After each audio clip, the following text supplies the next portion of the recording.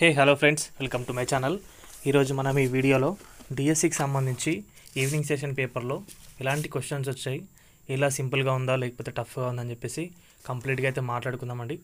So video skip చేయకుండా చూడండి guys. ఫర్దర్గా మీకు కూడా మీ సెషన్లో ఎగ్జామ్స్ అప్పుడు చాలా యూజ్ అవ్వడానికి అవకాశం అయితే ఉంటుంది.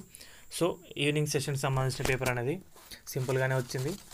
మార్నింగ్ సెషన్ లాగానే అది కూడా సింపుల్గా జనరల్గా ఉందని చెప్పేసి చెప్పడం అయితే జరిగింది. అభ్యర్థులు ఎవరైతే దాన్ని అయితే అటెండ్ అయితే చేశారో, ఎక్కువ జీకే కరెంట్ అఫైర్ నుంచి ఆ క్వశ్చన్స్ అనేవి సింపుల్గా ఈజీగా అవుతున్నాయి, చాలా డెప్త్గా అయితే లేవు, మరి మామూలుగా లేవు, మరీ ఈజీగా లేవు, మరీ టఫ్గా లేవు, సింపుల్గా అవుతున్నాయి, మామూలుగా అవుతున్నాయి అని చెప్పేసి చెప్పడం అయితే జరిగింది. అదేవిధంగా చూసుకుంటే కనుక మనం సైకాలజీ గురించి మాట్లాడితే, సైకాలజీలో కూడా క్వశ్చన్స్ అనేవి ఈజీగానే ఉన్నాయి, అంత డెప్త్గా అయితే అడగలేరంట. సో ఎవరైతే అభ్యర్థులు అయితే రాశారో వారే దీని గురించి చెప్పారు కాబట్టి సో మీకైతే చెప్తున్నాను. సైకాలజీకి సంబంధించి క్వశ్చన్స్ కూడా మామూలు క్వశ్చన్స్ అడిగారు. అదేవిధంగా మనం చూసుకుంటే కనుక విద్యా దృక్పథాలకు సంబంధించి, విద్యా దృక్పథాలలో మేజర్గా చూసుకుంటే దీంట్లో కూడా క్వశ్చన్స్ అనేవి విద్యా హక్కు చట్టం గురించి ఇంకా కొంచెం వాటి గురించి అయితే అడిగారు. ఇది కూడా కొంచెం పైన టచ్ చేశారని చెప్పారు. మరి ఎక్కువ విద్యా దృక్పథాలకు సంబంధించి విద్యా హక్కు చట్టం అండ్ అదేవిధంగా కొన్ని దానికి రిలేటెడ్గా ఉన్న టాపిక్స్ గురించి అయితే అడిగాడంట.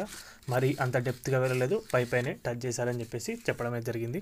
ఇంకా చూసుకుంటే కనుక ముందుగా మనం కంటెంట్లోకి వెళ్తే కనుక సిలబస్ అనేది 50% సిలబస్ ఇంటర్ నుంచి తీసుకున్నారు.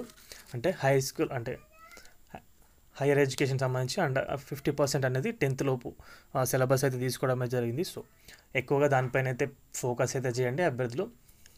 ఫస్ట్ 10th క్లాస్ లోపు వచ్చేసి 50% ఉంది, అండ్ అదేవిధంగా మిగతా వచ్చేసి ఇంటర్లో 50% అయితే ఇంటర్ వరకు ఉంది. ఎందుకంటే కంటెంట్ అనేది మనం తీసుకుంటాం కదా, దానికి సంబంధించి అకాడమిక్ బుక్స్ నుంచే కంప్లీట్గా అవుతుంది. మిగతా క్వశ్చన్స్ అన్నీ కూడా అకాడమిక్ బుక్స్ సంబంధించి క్వశ్చన్స్ అయితే రావడమే జరిగింది. సో ఎవరైతే ప్రిపేర్ అవుతుంటారు కదా 1 to 10th సంబంధించి అకాడమిక్ బుక్స్, సో అక్కడ నుంచే ఎగ్జామ్కి సంబంధించి క్వశ్చన్స్ అనేవి ఎక్కువగా రావడమే జరిగింది, బయట నుంచి అయితే ఎక్కువగా తీసుకోలేదు. సో మిగతా వారు ఇప్పుడు ఎగ్జామ్ రాయకుండా ఉండి మిగతా వారు ప్రిపేర్ అవుతూ ఉంటారు కదా, వాళ్ళు కూడా తప్పకుండా అకాడమిక్ బుక్స్ మీద చాలా ఫోకస్ అయితే చేయండి, మంచి గ్రిప్ తెచ్చుకోండి.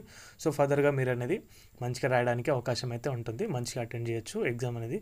సో ఐఎన్ డిజిటల్స్లో కూడా ఎలాంటి సమస్య అయితే లేకుండా వారైతే ఎగ్జామ్ రాసామని చెప్పారు.